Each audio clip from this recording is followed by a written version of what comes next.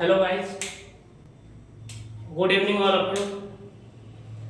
आज फिर से आप सभी का स्वागत है हमारे चैनल कुंदन सर इंग्लिश में। इस चैनल के माध्यम से मैंने आपको कल ही बताया था कि मैंने इस चैनल का शुरुआत करने का पीछे लक्ष्य था कुछ अंग्रेजी के जानकारी देना, लेकिन कल आप लोगों को बताया था कि इसके पीछे आज इतिहास विषय का मुद्दा है कि कुछ बच्चों के द्वारा मुझे बताया गया कि दिक्कतें आ रही हैं इतिहास में, आप थोड़ा सा हम उसमें प्रेरित करें ताकि हम कैसे उसे अच्छे से कर पाएं और 10वीं क्लास में 2025 के होने वाली आयोजित परीक्षा में हम अच्छा नंबर कैसे लाएं। तो उसके लिए मैंने इतिहास शुरू किया। कल मैंने बताया था कुछ मुख्य बिंदुओं को, जिसमें एक बिंदु थी इस सब्जेक्ट की ही लेकर के इतिहास क्या है, बताया था, जो पिछले वीडियो में आप देख सकते हैं।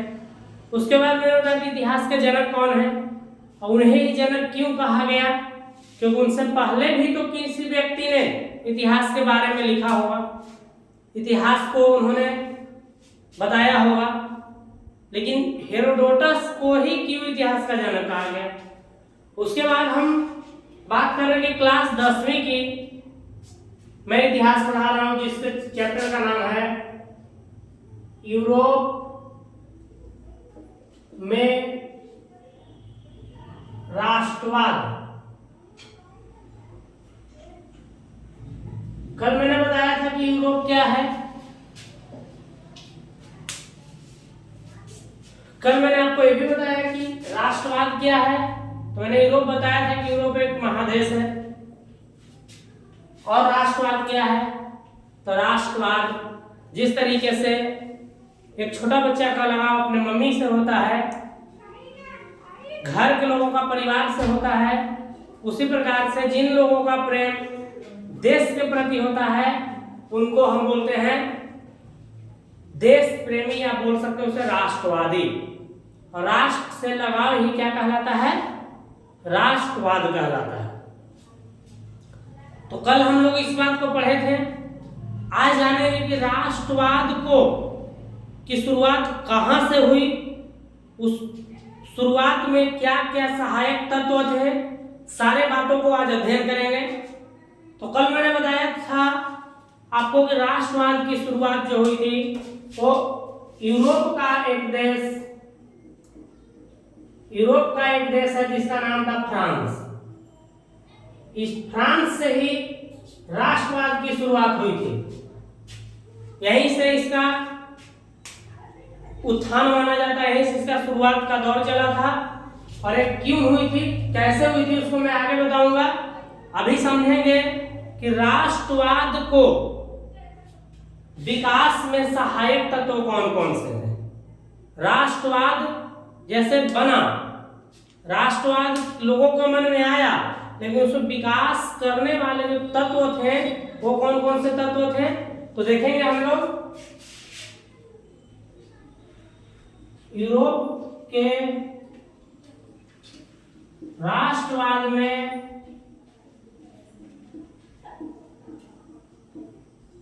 सहायक तत्व,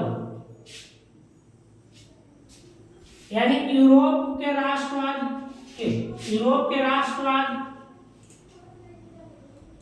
के विकास में सहायक तत्व कहने का मतलब कौन कौन सी ऐसी कार्य हुई जिसके द्वारा राष्ट्रवाद का विकास हुआ। तो मैंने कल आपको एक शब्द से परिचित कराया था, पुनर्जागरण।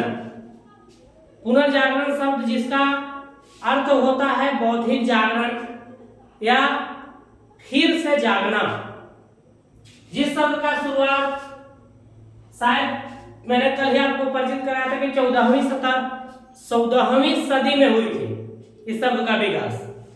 तो देखेंगे पहला जो है, इसमें पहला जो विकास का सहायक तत्व है पुनर्जागरण के फलस्वरूप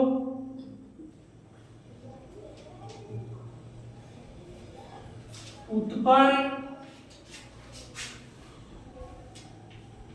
परिस्थितियां।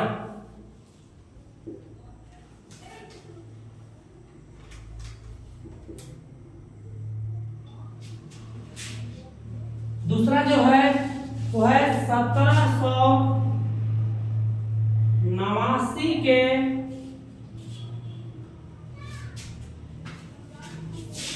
फ्रांसीसी क्रांति के आदर्श। 1789 के फ्रांसीसी क्रांति के क्या क्या आदर्श थे वो मैं आपको आगे बताऊंगा। इसके बाद है नेपोलियन का सैन्य अभियान।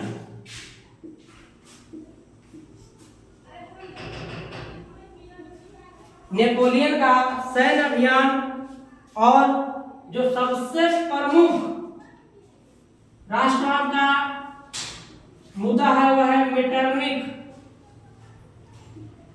की प्रतिक्रियावादी नीति।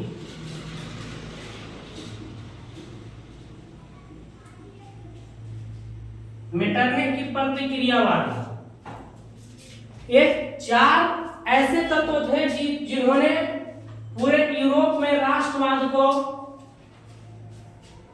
फैलाने में सहायता प्रदान किया। जिसका आप देख सकते हैं पहला मैंने लिखा पुनर्जागरण के फलस्वरूप उत्पन्न परिस्थितियां। पुनर्जागरण मैंने कल आपको बताया था कि ऐसी परिस्थिति जिसमें लोग फिर से जागते हैं, दोबारा से उठकर उस काम को शुरुआत करते हैं, उसे बोलते हैं पुनर्जागरण, जिसकी शुरुआत 14वीं सदी मानी जाती है। जिसकी शुरुआत 14वीं सदी से 17वीं सदी तक हो। 14वीं सदी से 17वीं सदी तक है। इस पहला था। दूसरा इसमें 1789 के फ्रांसीसी क्रांति के आदर्श। तो जानना चाहेंगे सर 1789 के फ्रांसीसी क्रांति के आदर्श थे क्या? तो 1789 में फ्रांसीसी क्रांति का आदर्श जो मुख्य थे वो था पहला स्वतंत्रता, दूसरा समानता और तीसरा था बंधुत्व। बंधुत्व जिसे हम बोलते हैं अपने भाषा में भाईचारा। भाईचारा। तो 1789 के फ्रांसीसी क्रांति जो फ्रांस में छिड़ी थी उसका मुख्य जो आदर्श था वो तीन मुद्दा था। स्वतंत्रता, यानी कि फ्रांस के लोग स्वतंत्र होना चाहते थे, सब समान भाव से रहना चाहते थे, सभी के बीच एकजुटता होकर रहे और सभी भाईचारे के बंधन में बंधकर रहना चाहते थे। ये था उनका प्रमुख आदर्श, जो कि आगे चल के इसका कारण भी हुआ। उसके बाद नेपोलियन का सैन्य अभियान, क्योंकि नेपोलियन का भी इसमें बहुत बड़ा योगदान था, उसने भी सैन्य का अभियान चालू कर दिया। और उसके बाद लास्ट का जो है सबसे महत्वपूर्ण बिंदु है जो है मेटरनिख की प्रतिक्रियावादी नीति। मेटरनिख की बात आता है तो मेटरनिख कौन था? तो मेटरनिख यूरोप का एक देश जिसका नाम है ऑस्ट्रिया, ये ऑस्ट्रिया का चांसलर था। कौन था? ऑस्ट्रिया का चांसलर। चांसलर कहने का अर्थ होता है प्रधानमंत्री। ऑस्ट्रिया का चांसलर था। और तो ऑस्ट्रिया का चांसलर मेटरनिख ने कैसे यूरोप में राष्ट्रवाद को फैलाने का काम किया? तो सबसे बड़ी इसकी जो नीति थी वो नीति थी प्रतिक्रियावादी नीति। प्रतिक्रियावादी नीति कहने का मतलब है कि वैसी नीति, या नीति का अर्थ होता है विचार, वैसे विचार जिसको कोई व्यक्ति अच्छा भी कहे तो वो उसका विरोध करता, वैसे बातों को, वैसे व्यक्तियों को प्रतिक्रियावादी व्यक्ति कहा जा सकता है। जैसे कि हम लोग को आम जिंदगी में कोई व्यक्ति कुछ बोलता है तो किसी के द्वारा उसका विरोध किया जाता है तो उसे कह सकते हैं प्रतिक्रियावादी नीति। तो ये था जिसको हम कह सकते हैं अपने भाषा में विरोध करने वाला।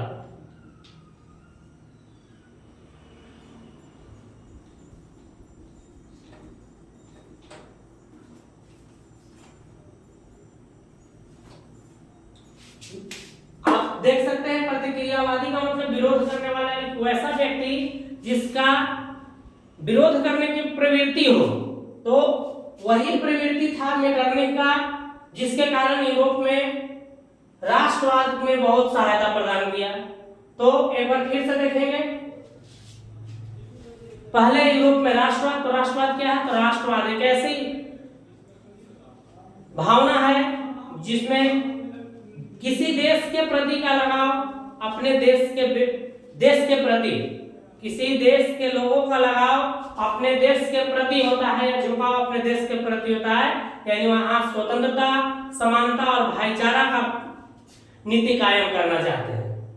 पुनर्जागरण मैंने आपको बताया कि लोगों का बौद्धिक जागरण, लोगों को बौद्धिक चेतना का विकास होना, उसके ऊपर हुई परिस्थितियां, यानी आपको किसी के द्वारा शोषण किया जा रहा है, आपके ऊपर किसी के द्वारा शासन किया जा रहा है, शोषण किया जा रहा है, तो आप चुप हैं, तो उसके वहां तक आप गलत हैं, लेकिन जैसे आप उसका विरोध करना मतलब पुनर्जागरण, यानी आपके मन मस्तिष्क में नई चेतना का जगना, तो पुनर्जागरण इसे कहेंगे। दूसरा था 1789 के फ्रांसीसी क्रांति, इसके बारे में विशेष हम आगे बात करेंगे, लेकिन अभी देखेंगे कि 1789 के फ्रांसीसी क्रांति के आदर्श, 1789 के फ्रांसीसी क्रांति के आदर्श आप जैसे 3 है, आप इसे नोट कर लीजिएगा। स्वतंत्रता, समानता और बंधुत्व। बंधुत्व का मतलब होता है आपसी भाईचारा। उसके बाद नेपोलियन का सैन्य अभियान और लास्ट में मेटरनिख की प्रतिक्रियावादी नीति। मेटरनिख कौन था?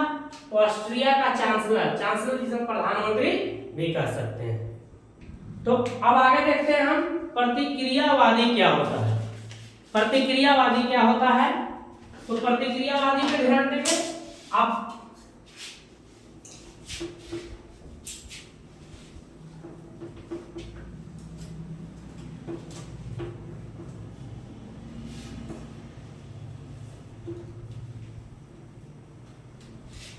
क्या देखेंगे? जो अभी बिंदु आई थी प्रतिक्रियावादी,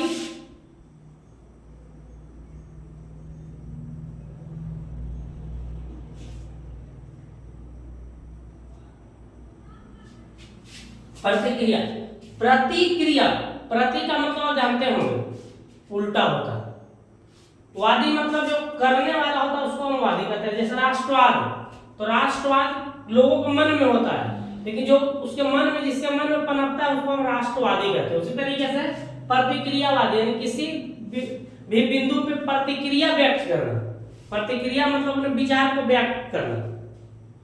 तो देखिए ऐसे व्यक्ति होते हैं किसी भी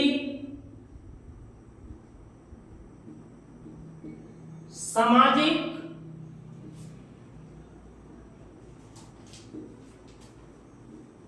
परिवर्तन, किसी भी सामाजिक परिवर्तन का विरोध करने वाला,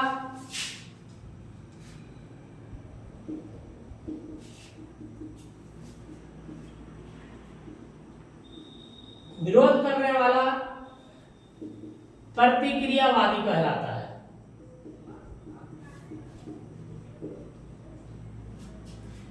किसी भी सामाजिक परिवर्तन यानी समाज में जो परिवर्तन लाया जा रहा है उस परिवर्तन का विरोध किया जाए, जिस व्यक्ति के द्वारा किया जाता है उस व्यक्ति को प्रतिक्रियावादी कहा जाता है। तो यहां तक था मेटरनिख 1800। अब पढ़ते हम लोग कि यूरोप में राष्ट्रवाद को लाने में जो एक आप पढ़े 1789 के फ्रांसीसी क्रांति का आदर्श। तो ये 1789 में फ्रांसीसी क्रांति क्यों हुआ, इसका कारण क्या था, तमाम बिंदुओं को हम ध्यान में रखेंगे और देखेंगे। तो अब देखेंगे फ्रांस की क्रांति।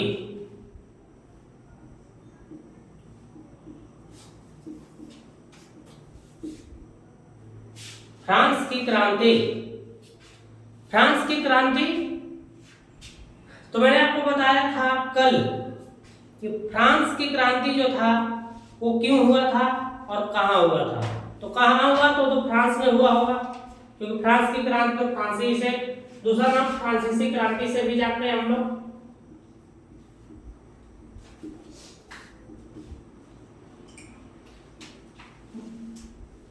फ्रांसीसी क्रांति, फ्रांसीसी क्रांति कब हुई तो फ्रांस की क्रांति 1789 ईस्वी में हुई। फ्रांस की क्रांति 1789 ईस्वी में हुई। किसके विरुद्ध?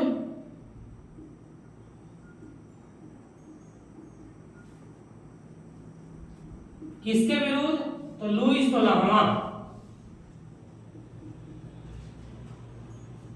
लुई 16वां, लुई 16वां के खिलाफ लोगों ने क्या क्या क्रांति शुरू कर दिया, जो राष्ट्रवाद में महत्वपूर्ण भूमिका निभाया। अब यहां पे देखेंगे 1789 में लुई 16वां। लुई 16वां कौन था? तो लुई 16वां बुर्बो राजवंश के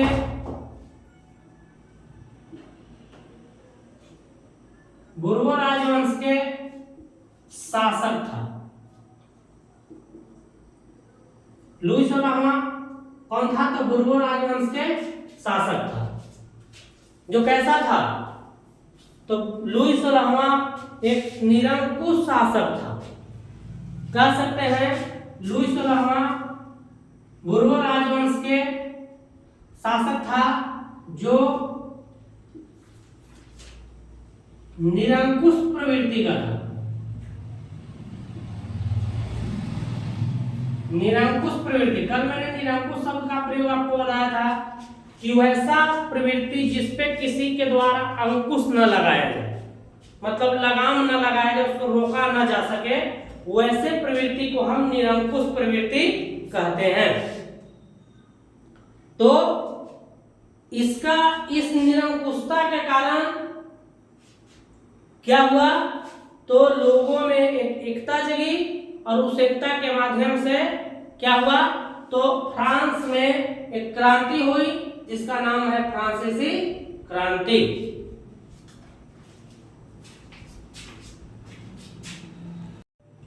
देखिए फ्रांस की क्रांति आपने देखा 1789 ईस्वी में हुई थी।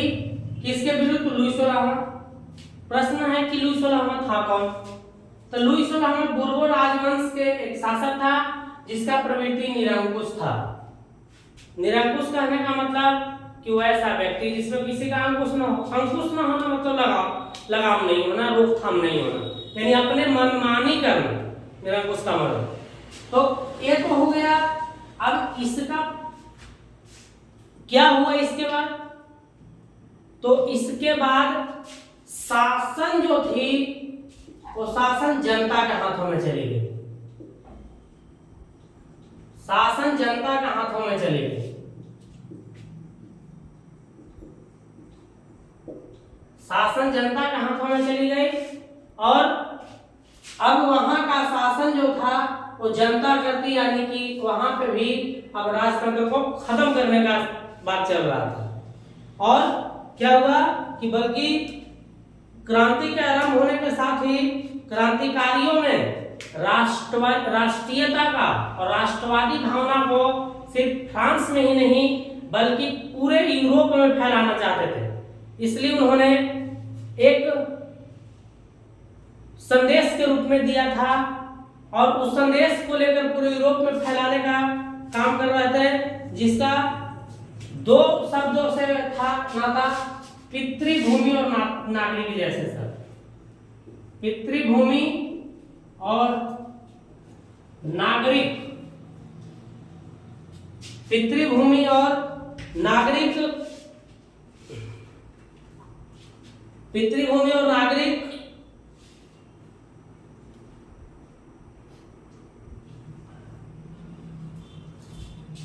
नागरिक ऐसे शब्दों ने फ्रांसीसी फ्रांसीसियों को एक सामूहिक बढ़ावा और पहचान देने का काम किया, और आगे चलकर ये बढ़ावा इतना ज्यादा हुआ कि लोगों में एकता जगी, और एकता जगकर क्या हुआ कि फ्रांस का अंत हुआ। और अंततः 21 जनवरी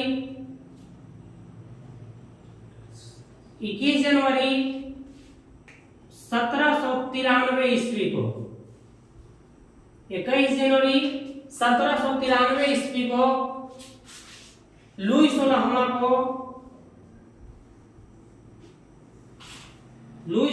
को गिलोटीन पर चढ़ाकर फांसी दे दिया गया।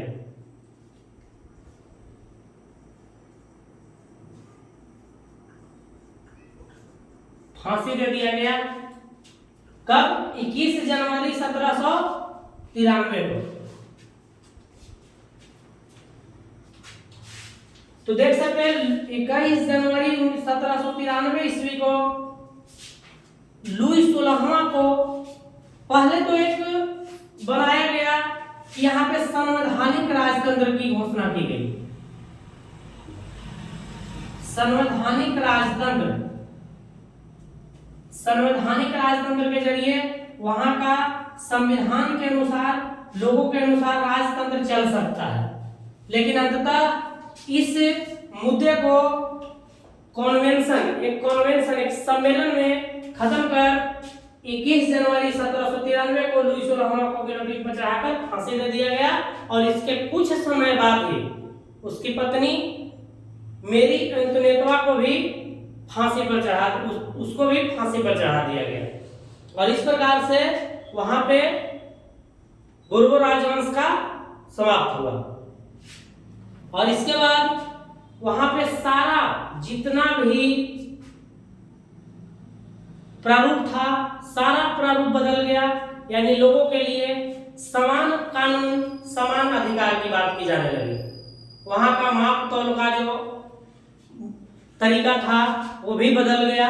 लोगों के द्वारा वहां पे कानून बनाया गया कि माप तौल की एक पद्धति अपनाई जाएगी। एक पद्धति मतलब जो वहां पे, अब देखिए इसका मुख्य कारण था वो मैं बताऊंगा। वहां पे एक पद्धति अपनाई गई। पद्धति क्या थी कि पहले लोगों को अभिजात वर्ग, पादरी वर्ग और कुलीन वर्ग सभी को अलग अलग रूप में देखा जाता था। लेकिन लुई 16वां के मृत्यु के बाद वहां जो संवैधानिक तरीके से बनाया गया उसमें सभी को बराबर तरीके से देखा गया। और क्या किया गया तो आगे कि वहां का जो क्षेत्रीय भाषा था, क्षेत्रीय भाषा को हटाकर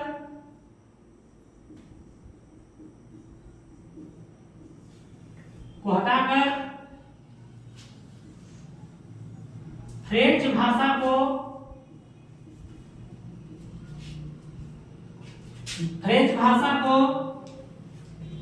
फ्रांस का राष्ट्रभाषा बना दिया गया।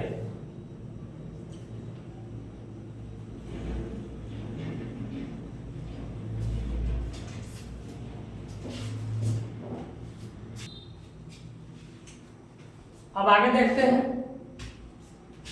कि और क्या हुआ था उस समय। तो देखिए राजवंश था, तो राजवंश में झंडा जो होगा कैसा होगा, राजवंशीय होगा। ध्वज राजवंशीय था, तो राजवंशीय ध्वज को हटाकर फ्रांस के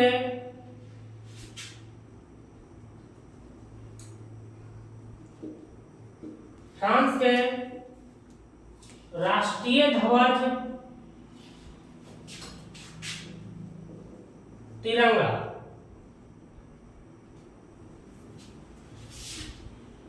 तिरंगा को फहराया गया।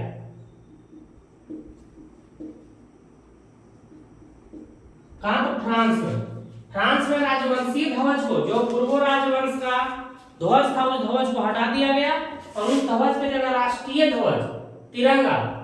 एक आप कंफ्यूज होंगे कि ये तो भारत का है, लेकिन उस समय जो फ्रांस का जो था उसे भी तिरंगा ही नाम पड़ा था और उसे क्या किया गया था, राष्ट्रीय ध्वज के रूप में। मतलब कि एक राजवंश से, एक राजतंत्र से छुटकारा मिला और धीरे धीरे लोकतंत्रता की ओर बढ़ने का प्रयास किए।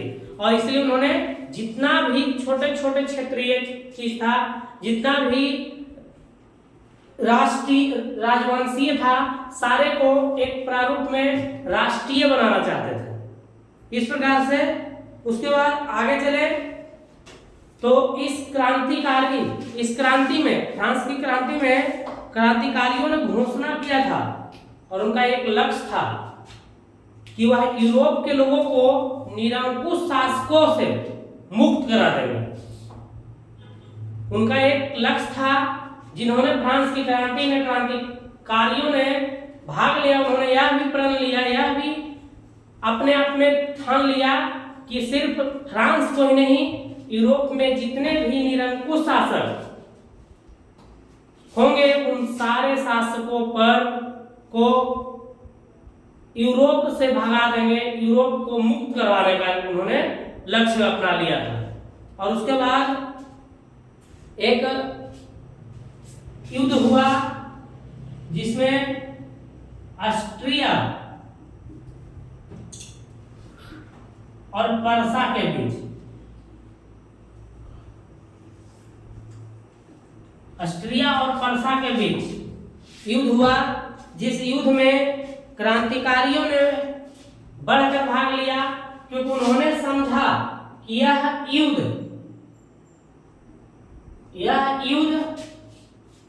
किनके बीच है, तो यह युद्ध जो है उन लोगों के बीच है जो यूरोपीय राजा है। यह युद्ध यूरोपीय राजाओं और कुलीनों के बीच का समझते हुए मार्सिले गाकर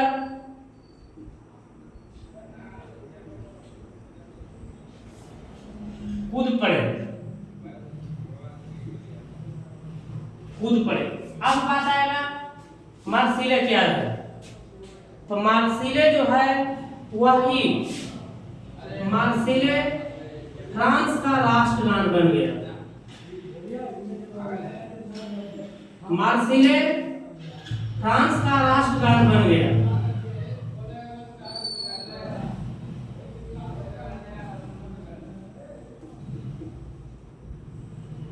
मार्सिले फ्रांस का राष्ट्रगान बन गया और फिर आगे चलकर नेपोलियन की सेना अभियान ने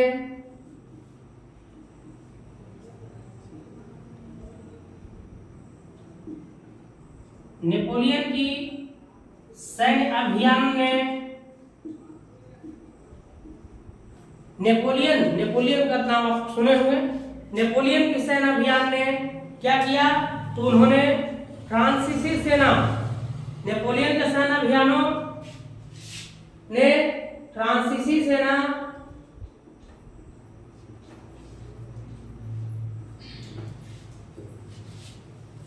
सेना हॉलैंड, बेल्जियम,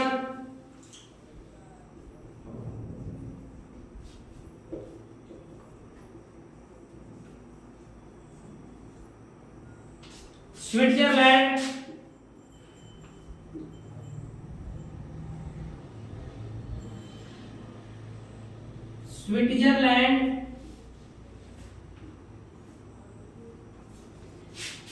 स्विट्जरलैंड और इटली तक पहुंची।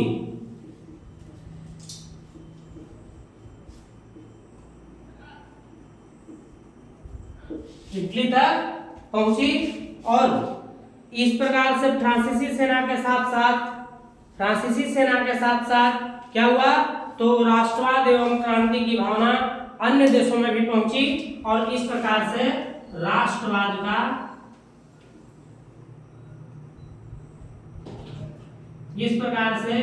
राष्ट्रवाद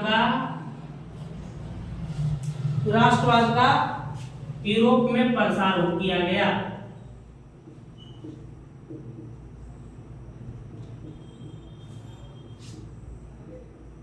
यूरोप में प्रसार हुआ। और इस आज का मुख्य टॉपिक जो था वो फ्रांस से जुड़ी हुई थी। इस फ्रांस से रिलेटेड सारी बातें बताएगी कि कैसे फ्रांस के लोगों ने एक निरंकुश शासक के चंगुल से बचा और बचकर कैसे आगे उन्होंने अपने आप को एक संवैधानिक राजतंत्र के आधार पर अपना एक खुद का नियम बनाया, खुद का ध्वज लहराया, खुद का राष्ट्रीय गान बनाया और खुद एक स्वतंत्र राष्ट्र के रूप में समानता, स्वतंत्रता और बंधुत्व का संबंध को स्थापित किया। अब कल का इसी से रिलेटेड जो आज पढ़ रहे हैं आप नेपोलियन, इसी नेपोलियन से रिलेटेड कुछ बातें की जाएगी। तो आज के लिए इतना ही। चैनल को लाइक सब्सक्राइब करें और वीडियो को अवश्य देखें। 10वीं क्लास के स्टूडेंट के लिए खासकर बहुत महत्वपूर्ण है, वस्तुनिष्ठ प्रश्न सभी प्रश्नों के लिए। धन्यवाद।